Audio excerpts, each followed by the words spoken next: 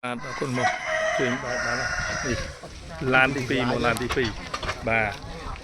ឡានទី2ឥឡូវនេះលាក់សុទ្ធតែប្រែមិនដែលជួបមិនដែលឃើញមិនដែលប្រទះទេបងអើយចាននេះ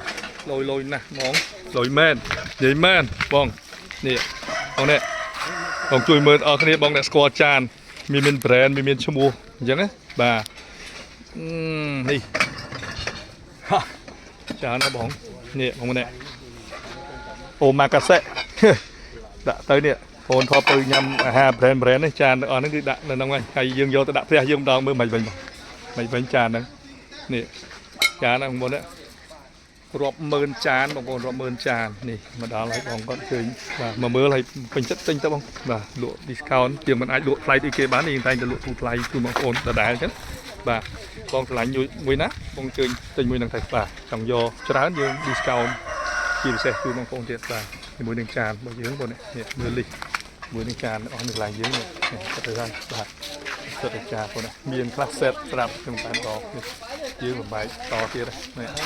អូទេអូយដល់អីខ្លះប្រហែលពាន់មើលហ្នឹងលាក់សិនបងឡានទី2ឡានទី3ចូលមកទៀតហើយបន្តទៀតមកណាបងប្អូនអាចឃើញបាននេះបាទយើងឃើញពេញនឹងតែដកបាទអរគុណបង